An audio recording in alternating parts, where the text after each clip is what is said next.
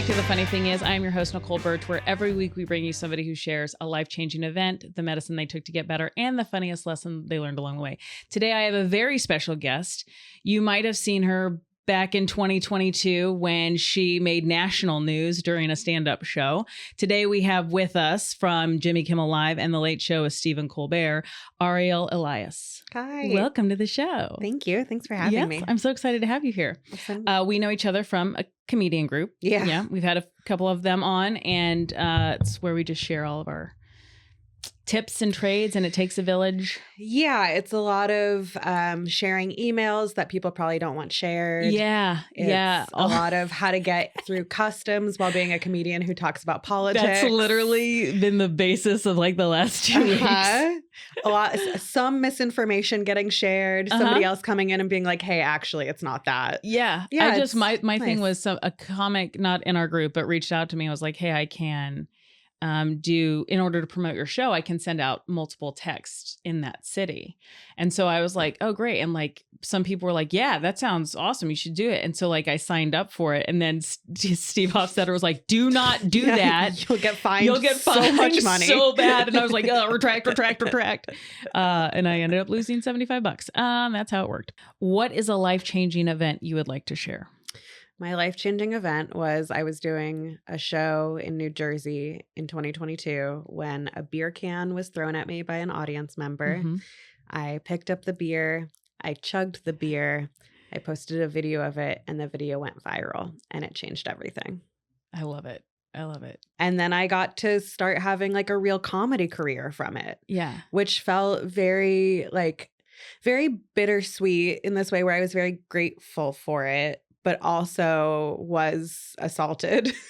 Yeah. So, okay, how long have you been doing comedy before this show?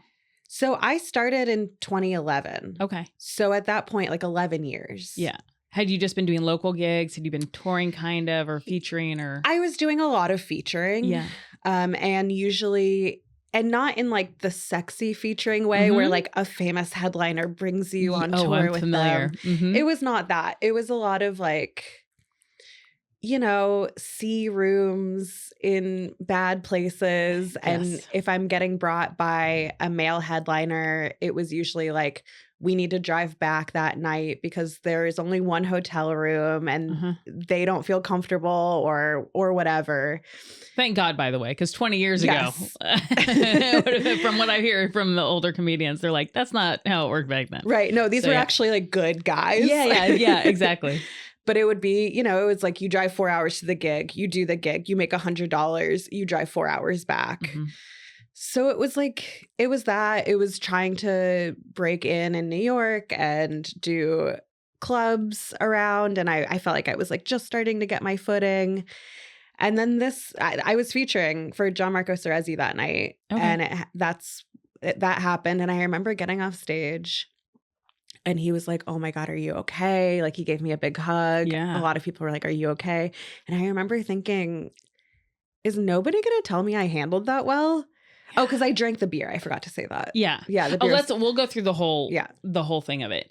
What I really liked is when you talk about it, because you've been on some shows, which we'll get to, but you talk about your adrenaline. Mm-hmm. And I'm like, I don't know if I had my husband watch it and I was like, the adrenaline part. And he goes, what do you mean? And I was like, okay, maybe it's only a female thing, but when we're basically assaulted, you are so high on adrenaline for so fucking long after that you're like, I can't go to sleep. Like, what's happening? Yeah. Okay, so you're doing a bit, which by the way, I ended up seeing it on Colbert, the bit that you said, which was barely political. Barely. And it wasn't even anti-Trump.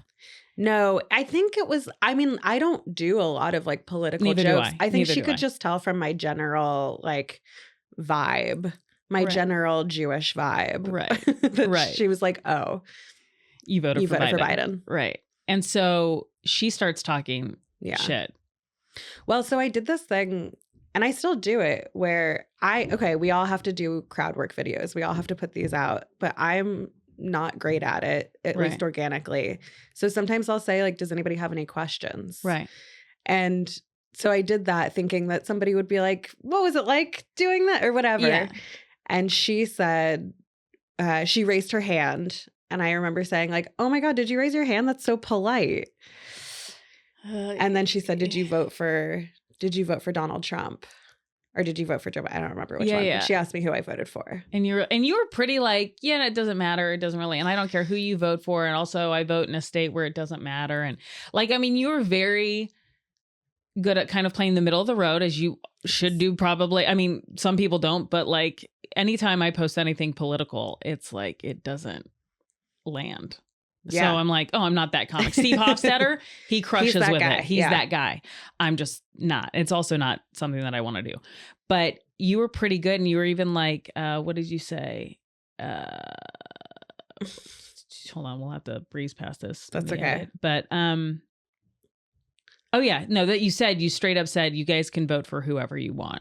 Yeah. And you made it like very clear that you were, and then she doubled down. She kept going. And she kept going. And she was just being such an asshole. Was she drunk? Yeah. See, I thought she was just a bitch. No, I think that whole group, I think a lot of them showed up drunk because it's a BYOB club, which is also. Oh, no. I know. Because then there's nobody knows how much they're drinking, how much is good. Like you can't cut them off. Right. It's their alcohol. Yeah. They can only cut themselves off. Yeah. When they run out. Okay. So then you gracefully, by the way, I'm just going to go back into my set. I'm going to finish that bit I was talking about, and you start doing it. And then what happens? Then I found out later it was her husband, but there was a beer can was thrown out. It was a high noon, but it was also chucked. It was chucked. Yeah. I mean, hard, smashed against the wall. Yeah. And then I picked it. Everybody was like looking at what was happening, and I saw it down on the ground, and I was like, would it be funny if I drank this? I think it might be funny if I drank this.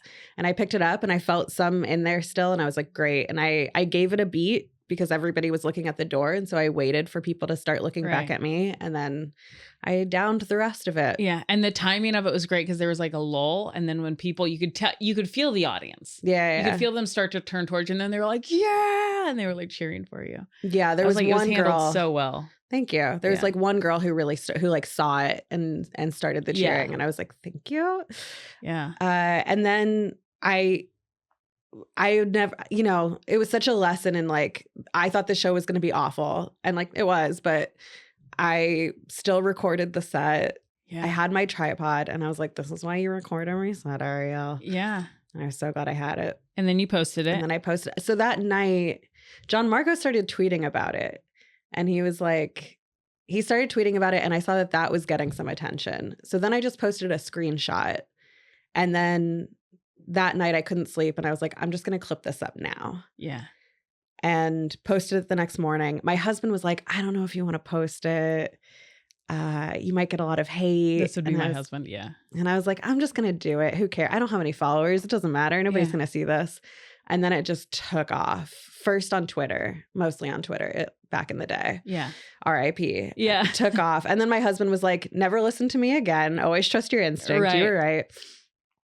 And then it just kind of, it made, suddenly I could book clubs, and I could headline, and I could sell tickets, and I had a manager, and it was like, oh, this is what I wanted. Right. And who was the first, how fast did the late night shows come? Because you had Kimmel and Colbert, right? So Colbert was like last year. But Jimmy Kimmel retweeted the video. Yeah.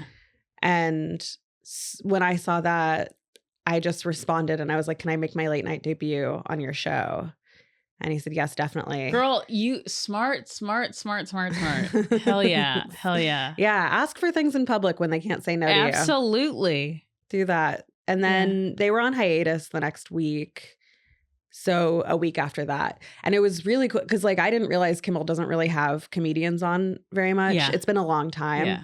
And now when you do a late night set, especially if you're going to a different city, you have to fly yourself. You have to put yourself up. Yeah. It's like kind of crappy. Yeah. But they don't know because they don't do that anymore. So they flew me out and put me up. And I was like, oh, yeah, dude. Cool. Yeah, I was going to say, because I've done like a bunch of sketch stuff. I played Stormy Daniels during Trump's first election. See that for you. Oh, yeah, it was great. You'd be a great Stormy. It was a lot of fun. And that show, but I was like, oh yeah, they actually don't. So that's even like a bigger deal. Yeah, it was cool. But he's also, I will say, for all the late nights that I know of, that's the only one that I've worked with. But from what I hear, they're very generous. So I'm glad that they flew you out. Yeah, and it seemed like everybody who I talked to who worked there had worked for him for a long time. Yeah. It's like, this just feels like a they good have a place lot of retention. to be. Yeah. And then Colbert last year. Great. That was great, by the way. That's Thanks. great. Yeah. What was it like? What were, like, both experiences? Because Jimmy would have been right after. Jimmy was right after. That was like, honestly, pretty overwhelming. I was going to ask. At first I was like, oh, this will be a nice like punctuation mark to this whole thing, and it was like, no, this is going to go on for a little while longer. Yeah But it was very validating, and it was this goal that I've had for a long time, and I feel very grateful. But it was also, it happened so fast, so I didn't have my husband there or my parents there. It was, one night here, and then I went back home. It was just a lot. I don't think I really had time to process anything. Yeah. And I remember telling my husband too, after, at some point, I'm not good at processing my feelings in the moment. Same. Okay, great. And I think that's why we're comedians. Absolutely. We just like stew. Yeah. And I was like, hey, I think probably at some point in like 4 months, I'm just going to cry, and it's going to have nothing to do with what's going on. And sure enough, it was a little while later. We were ordering food, and he was like, I think you might have ordered too much. And I just burst into tears. And he was like, no, it's the right amount. It's the right amount. And I was like, this isn't about that. Yeah. Nothing. Completely separate. Yeah. Yeah. We push it down. We write material. We keep chugging along thinking we don't have to address it. But that's fucking scary, dude. That was like, I mean, it wasn't like lobbed. It was chucked at your head, dude. Yeah. It was... And also for it being, and I don't care where anybody is politically, it's freedom of speech. It's a comedian. Like, what you're signing up for when you go to a comedy show. And if you're going to take the little nugget of politicism that you were delivering, which was so minute, and making it into like a violent thing, like, that's horrifying. Yeah. And that was like, what, that was that. And then like, wasn't that around when Chappelle got attacked? And then it just felt like there was like a mark, and then the Oscars, target. There was the slap of it all. And it was just like, what is happening? I mean, I do think a lot of it is like, we were all trapped in our homes during COVID. We all experienced a lot of trauma, and then nobody talked about it. Yeah. It's like what you said, we hold on to it, we push it down, and then it comes out in different ways. For this chick, it probably came out. I do love your bit on Colbert. Well, I think it was Colbert, because I watched everything last night again. And where you said, I hate them as people, but I love them as a couple. They're an amazing couple. It's true love. She started it, he finished it. Yeah, my husband would never do that for me. I was like, what a great spin on it. Thank you. So great. Yeah. So what was your career, life, living situation, marriage, all that? Normally I ask like relationship, but you're still married. What was it like before to what it is now from that?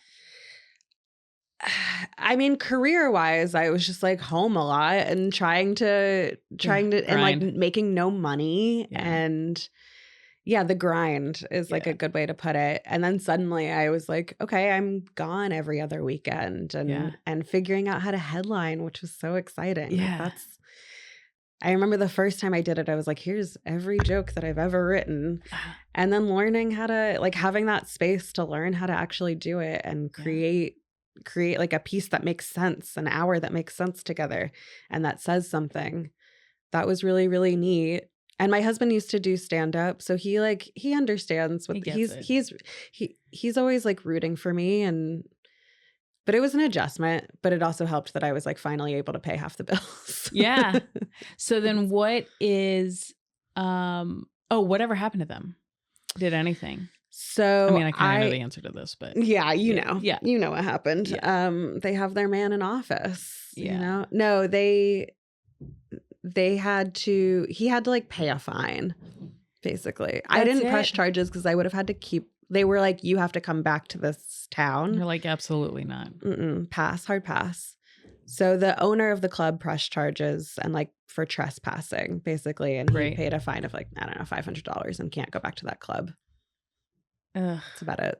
And we don't get to know their names or anything? So his name is Tyler Fisher. Hell yeah. Heard it here. Not to be confused with MAGA comedian Tyler Fisher. But also feel free to confuse them, because who cares? Tyler Fisher. All right. Definitely looking. I'm going to go on that deep because I could not find the name anywhere. So I was like. Yeah, there's like one article in Point Pleasant, New Jersey. They're like about him. So yeah, that's. Can't wait to go to New Jersey and look him up. That's great. That's great. I wish him the worst. The absolute worst. But also thank you. Yeah. And then the other joke that you do where you're like, it sucks to take a beer can for Joe Biden. I fucking lost that. You're like, I take one for Beyonce. Yeah. That's where you're going tonight. I know. Yeah. Yeah. That joke is less fun now. Yeah. I told it last weekend and I was like, I maybe have like 6 more weeks of telling this joke before it's going to be too sad to say it. Yeah. I know. Yeah. And isn't that the real tragedy? Yeah. Of Kamala losing is I lose 2 minutes of comedy. 2 minutes of comedy. It's gone. So when you did cry over it, did that get all of it out, or do you still have to process some of it? I don't know. What was the worst part of that for you? Was it the fear, I don't think it was the fear. I wish I probably should feel more fear. And part of me was like, is there something deeply wrong with me that I don't feel more fear on stage? I think a big part of it was I felt a little bit of resentment that this is what it took to break through. Mm-hmm. I could see that. Yeah. And then I felt guilty for feeling resentment, because it was like, this is what people like, you dream of a moment where you break through. Yeah. And like, of course, it's not just going to be one of my jokes. Like it has to be a big thing. But I was very frustrated that I felt like for so long I was ready for late night and I was ready to start headlining. And it felt like nobody took me seriously until a guy tried to assault me. Yeah.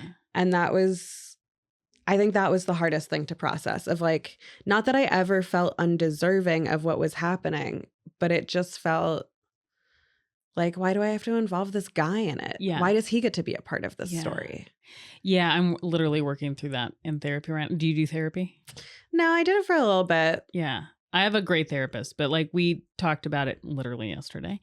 And I had my friends Drew and Andrea Talbert on. He does all of the bistro hutty stuff. So like he plays the front of the house of a restaurant in the back of the house. He plays all the wigs. He puts, and he does really well. He's million on YouTube, or I think he's at 2 million now. And they've made quite a success. And like in 2019, he was a server and she was a hostess at the same restaurant. And now they have bazillions of dollars and they're very generous and they do philanthropy. And like, so I had them on, we were talking about it and I go, how much of this was throwing spaghetti at a wall and something stuck and then you ride with it. Right. So like, even if something happens to you and something sticks and you ride with it, then you're kind of like, yeah, but I didn't choose it. It chose me. Right. So I have a character named Nurse Rachel and I was, kind of frustrated with it because it was one that the characters that I thought were going to take off didn't. They did okay, like 5,000, 10,000. But this one did like 280,000 on the first video. And I was like, oh shit. And I got like 20,000 followers. So I started following. I was like, what am I going to be, like Larry the Cable Guy now? Like, that's what I'm going to be. And then you look it up and Larry the Cable Guy's worth $100 million. And I'm like, I'm going to be fucking Larry the Cable Guy. Yeah, there are worse things to be. There are worse things to be. It's not like I don't enjoy doing it, but she does. It's just puns and it's dad jokes. And it's stuff you put in people's butt. So to me, the reason I did it the first time was because I was using the lowest form of comedy that I personally dislike the most. And that's the shit that worked. And I was like, so I was also mad at myself because I was making myself laugh, but then I like fucked myself basically by doing that. What do you think it is about that character that... I always say she's kind of like Ted Lasso is to Jason Sudeikis. It is the nicest form of him. It is the sweetest. You can't really get mad at her. She's just there to educate, and she's a Southern woman, and so like the flyover states love her. And my dad, look, because he loves dad jokes, and so there's no highbrow. There's no like Eliza Schlesinger. There's no like deep thought going on, definitely no politics. And so it's kind of like, you know, an easy pill to swallow. You just get to sit. It's like watching Hallmark movies. Yeah. Where you're like, yeah, it's easy. I don't have to think too bad. I'm not going to get scared. Yeah. I mean, some of my x-rays are terrifying, but, and so with that, it wasn't until I talked to Drew that I got to let a lot of that go. But my therapist was even like, if you go back and you watch a lot of the most successful people, the most successful comedians, the most successful, there is a moment where something clicked. Yeah. And it's like you just said, it wasn't this one joke that they've been working on or this one story they've been working on. It's something else, or somebody's given them, you know, like somebody sent the elevator back down and said, hey, let me help you. I see potential, or you remind me of me. Yeah. And so she's like, you know, when you first moved to LA, you were like, I'm never going to let anything get in front of my creative endeavors, and I'm going to be this. But and then rents due. And so she goes, do you hate Nurse Rachel? And I was like, no, I still have fun doing it because it makes me laugh, and it's easy. And I remember on my vision board, I manifested ease within my career, and I can do a Nurse Rachel, and I can write it, shoot it, post it in 8 minutes because it's just, you know. Do you love her? Like, do I love her? I love telling my stories more, and like my personal stories, and like I'm a much better writer than that. Yeah.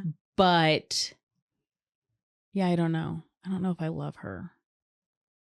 Because I imagine it would be kind of nice as somebody who, you know, like you seem like a very thoughtful person, a very smart person, and that can be torture sometimes. Yeah. I imagine it might be kind of nice to be able to slip into something more comfortable. Yeah. You know, to like have this little escape. Yeah. Where you can tell bad jokes. Yeah. And puns. Yeah.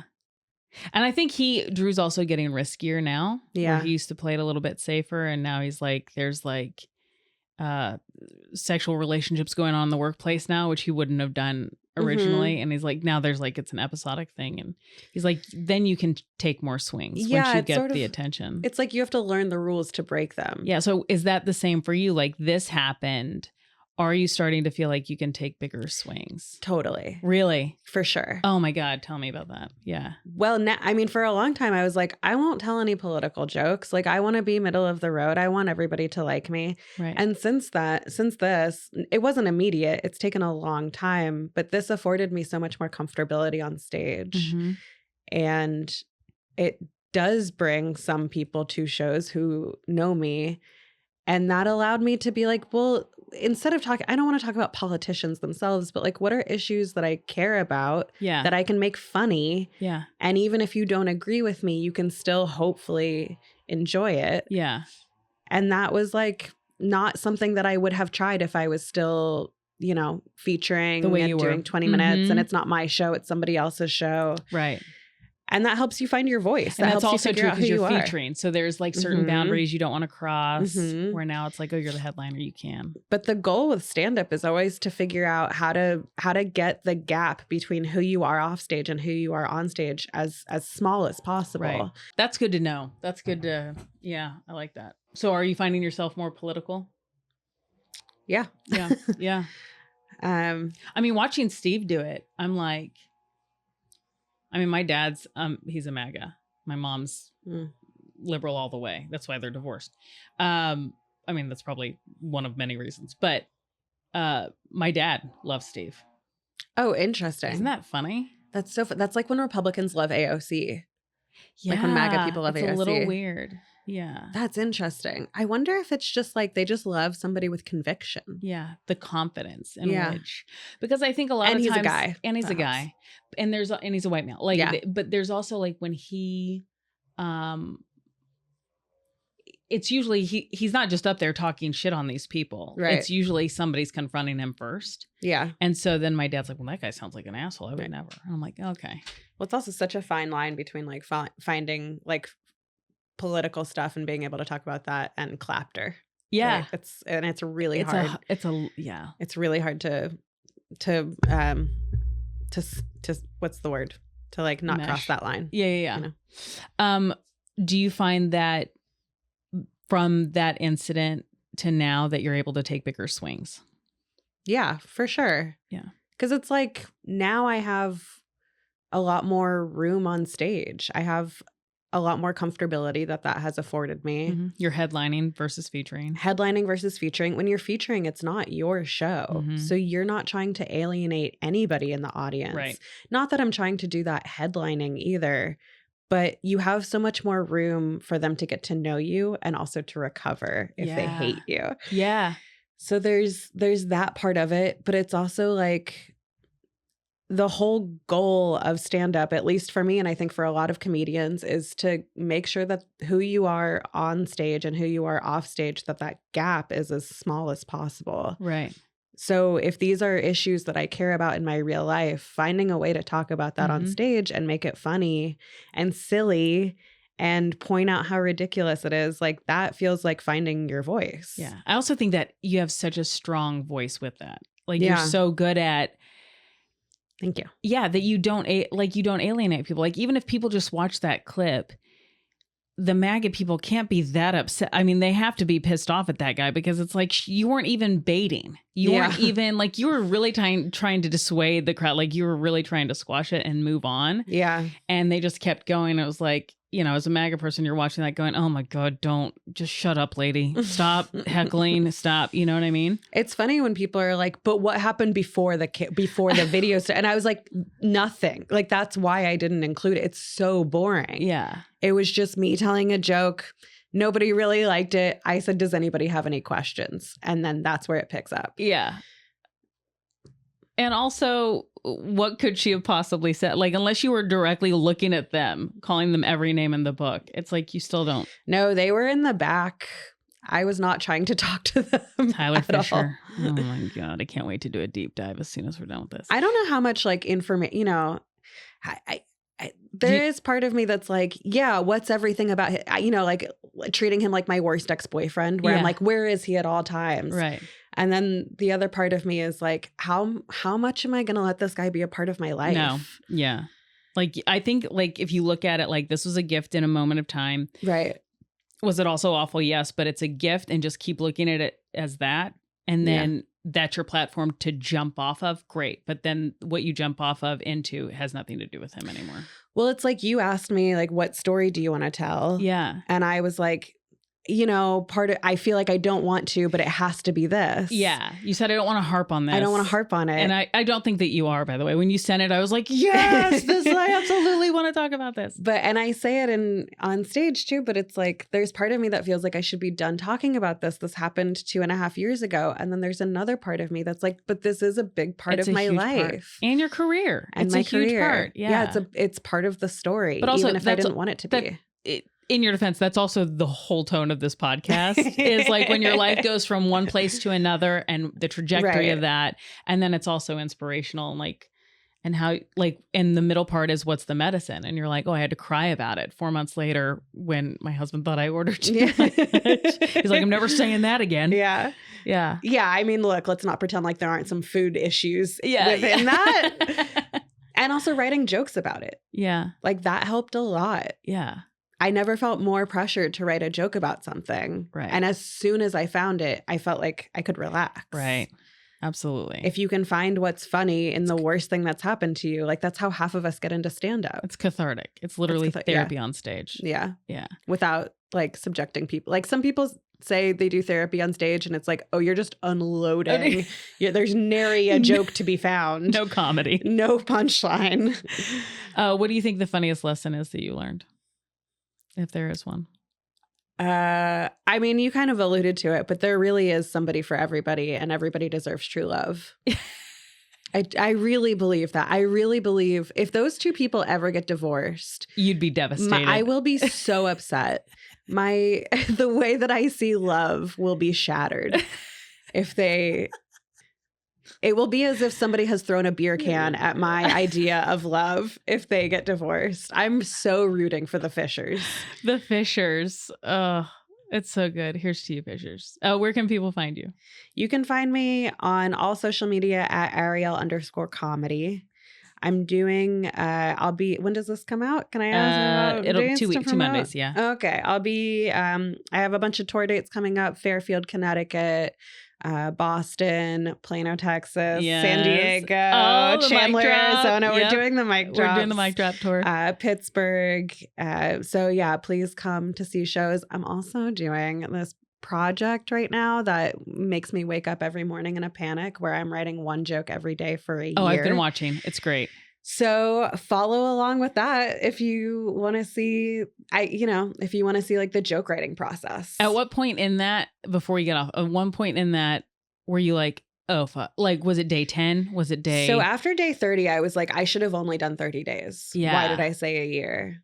When I saw, what are you at now? It was like 267. Yeah.